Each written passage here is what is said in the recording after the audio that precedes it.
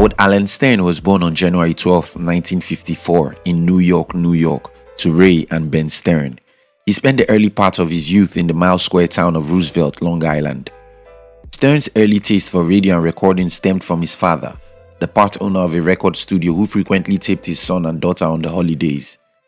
Stern indicated early signs of not just being a good performer, but also a tendency for the outrageous. Stern would put together puppet shows for his friends, adding his twist of perversion to the show. He loved the attention he commanded from his friends. Stern was a social misfit in the mostly African-American community of Roosevelt. In 1969, his family moved to Rockville Center, a largely white community that seemed utterly alien to the 15-year-old. He didn't find his new environment any more outlandish as his old one. However, Stern dominated his high school years by staying close with a few friends, playing poker and ping pong. In 1972, he left New York for Boston University, where the first hints of his future shock jock career would make a showing. Stern volunteered at the college radio station at Boston University and got his first taste of the business. Stern also met his future first wife, Allison Burns, at Boston. Stern had chosen to cast her in a student film on transcendental meditation. On the couple's first date, Stern took Allison to a screening of the recently released Dustin Hoffman movie Lenny, about the late comedian Lenny Bruce. Upon his graduation from Boston with a BA in communications, Stern immediately set out to begin his radio career. His first show came at a small radio station in Briarcliff Manor, New York. There, Stern learned that if he didn't carve a niche for himself, he would forever be relegated to a life of mediocrity if he continued as a straight DJ. To shake things up in the radio station, he started to mix talking on the phone with playing music. Soon, he relocated to Hartford, Connecticut, and then Detroit. When the Michigan station changed its format to country and western, Stern drifted to Washington, D.C. It was in D.C. that Stern made significant career inroad. There, he met a newswoman and former U.S. Air Force nurse, Robin Quivers, who later became a part of the Stern radio team. By now, Stern was garnering popularity for his antiques. Stern moved back to New York after he accepted a job with WNBC AM. He had no idea that trouble awaited him. Before he even got the chance to test the microphone, his new and nervous bosses handed him DJ long list of orders, which prohibited Stern from using, among other tactics, jokes or sketches relating to personal tragedies, as well as slander, defamation, or personal attacks on private individuals or organizations, unless they have consented or are a part of the act. Initially, Stern tried to play by the station's rules, but within a short time, the DJ openly went to war against the station. Stern started airing hits like Sexual Innuendo Wednesday and Mystery Whiz, in which listeners tried to guess who was going to the bathroom. Consequently, he was fired in 1985, freeing him to eventually sign on with the New York City-based WXRK, better known as K-Rock. At the new station, Stern explored his two favorite subjects, race and sex, in controversial ways. To the astonishment of radio executives, Stern beat WNBC Don Imus to claim the rating mantle. A year after his arrival, his show was syndicated, allowing him to break into other big markets like Philadelphia, Washington, D.C., and eventually Los Angeles, New Orleans, Las Vegas, San Francisco, Dallas, Boston, and Chicago. Furnished with a distinguishable and gifted on-air team that included Quivers, as well as producer Gary Baby Bouie Delabat, writer Fred Norris, and stand-up comic writer Jackie, the joke man Martling, Stern skyrocketed his ratings. By 1993, he was in 14 markets and had 3 million daily listeners. Stern's popularity hit new heights with the release of his autobiography, Private Parts, a detailed, funny sneak peek into Stern's life that also served to pay homage to his wife Allison and the job she'd done to raise their 3 daughters, Emily Beth, born 1983, Deborah Jennifer, born 1986, and Ashley Jade, born 1993. With more than 500,000 copies in print in its first month, Private Parts soon became the fastest-selling book in Simon & Schuster's 70-year publishing history.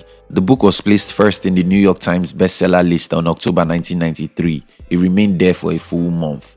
The book would later be turned into a movie starring Stern himself in 1997. In 1995, Stern released another bestseller, Miss America. In the same year, Stern was reported to be earning $8 million a year from just the radio program. Stern was a controversial radio host. Upon the death of Tejano singer Selena, Stern mocked the star by playing Gunfire over the performer's music, even commenting that Spanish people had the worst taste in music. This prompted protests and a warrant for his arrest by the Justice of the Peace in Harlingen, Texas. He later apologized for his demeaning comments. In April 1999, another firestorm erupted when just one day after the Columbine High School shootings, Stern questioned why the killers didn't try and have sex with some of the girls before shooting them. Immediately, the Colorado State Legislature issued a censure against him. Of course, Stern's unacceptable style didn't just catch the attention of the radio listening public. It also brought him at crossfire with the Federal Communications Commission too. By 2005, the FCC had levied some fines worth $2.5 million against Stern's employers. In early 2004, Clear Channel, then the country's largest radio station chain, had to let Stern go after a contentious show that saw the use of a racial slur from a call-in listener and featured Rick Solomon, Paris Hilton's ex-boyfriend, and the man involved in an infamous sex video, describing in detail his relationship with the famous socialite. The consequential fines and fights with the FCC over the control of his show was the final straw.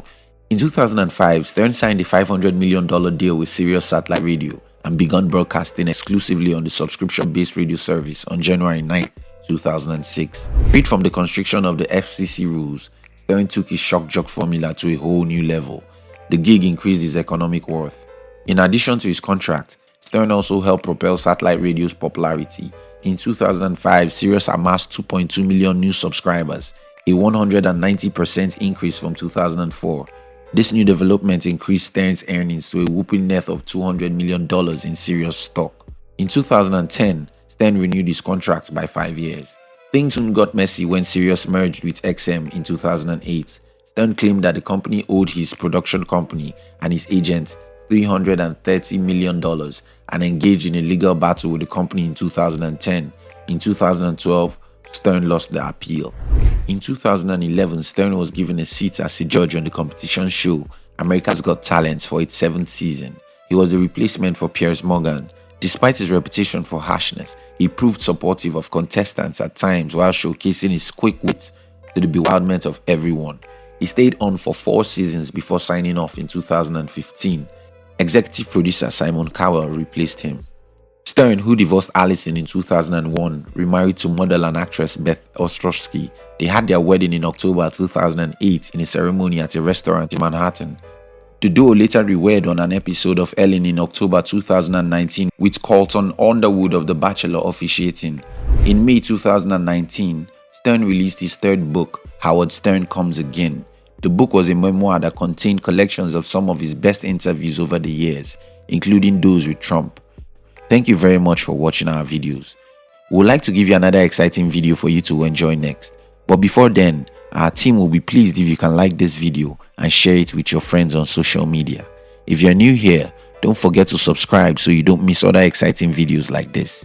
Look at your screen now to see 2 other videos we've handpicked for you to enjoy next. We love you.